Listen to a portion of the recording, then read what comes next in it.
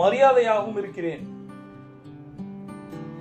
எனது திறமையும் கடின உழைப்பும் எனக்கு செல்வத்தை கொண்டு வருகின்றன.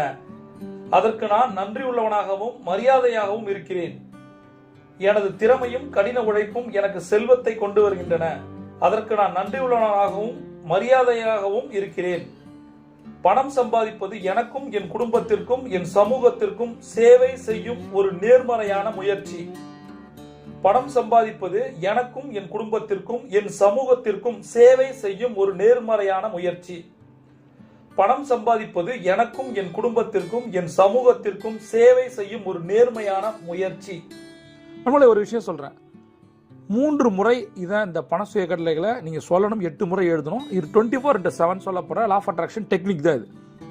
இப்ப நான் சொன்ன இந்த பணமந்திரங்கள் புத்தகத்திலிருந்து நான் சொல்றது ரைட். அடுத்தது தங்க நேரத்தில் ஒரு 10